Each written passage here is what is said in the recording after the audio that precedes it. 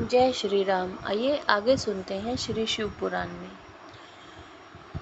परमेश्वर शिव के शासन से ही आकाश सर्वव्यापी होकर समस्त प्राणियों को अवकाश प्रदान करता है। वायु तत्व, प्राण आदि नाम भेदों द्वारा बाहर भीतर के संपूर्ण जगत को धारण करता है। अग्नि तत्व देवताओं के लिए हव्य और कव्य भोजी पितरों के लिए कव्य पहुंचाता है।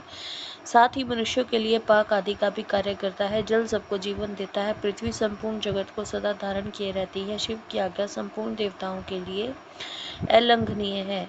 उसी से प्रेरित होकर देवराज इंद्र देवताओं का पालन, दैत्यों का दमन और तीनों लोकों का संरक्षण करते हैं। वरुण देव सदा जल तत्व के पालन और संरक्षण का कार्य संभालते हैं। साथ ही दंडनीय प्राणियों को अपने पाशों द्वारा बांध लेते हैं। धन के स्वामी यक्षराज कुबेर प्राणियों को उनके पुण्य के अनुरूप सदा धन देते हैं और उत्तम बुद्धि वाले पुरुषों को संपत्ति के साथ ज्ञान भी प्रदान करते हैं।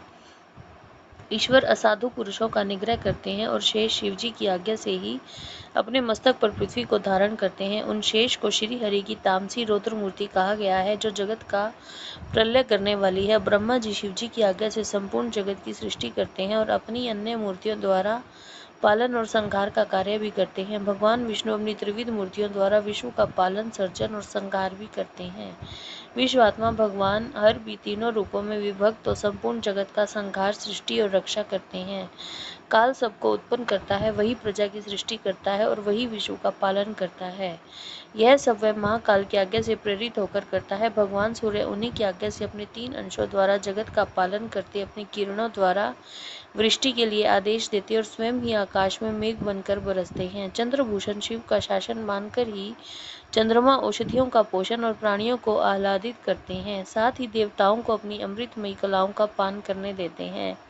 आदित्य, वसु, रुद्र, अश्विनी कुमार, मरुदगण, आकाशचारी ऋषि, सिद्ध, नागगण, मनुष्य, मृग, पशु, पक्षी, कीट आदि स्थावर प्राणी, नदियां, समुद्र, पर्वत, वन, सरोवर, अंगों सहित वेद, शास्त्र, मंत्र, वैदिक स्त्रोत और यज्ञ आदि, कालाग्नि से लेकर शिव पर्यंत भुवन, उनके अधिपति, असंख्य ब्रह्मांड, उनके आवरण, वर्तमान, भूत और भविष्य, दिशा विदिशाएं, कला आदि, काल के भिन्न भिन्न भेद और जो कुछ भी इस जगत में देखा और सुना जाता है, वह सब भगवान शंकर की आज्ञा के बल से ही टिका हुआ है।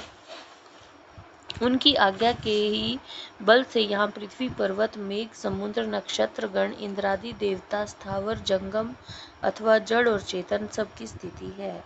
इस अध्याय में ये बताया गया है कि भगवान शंकर की मर्जी के बिना कुछ भी संभव नहीं है।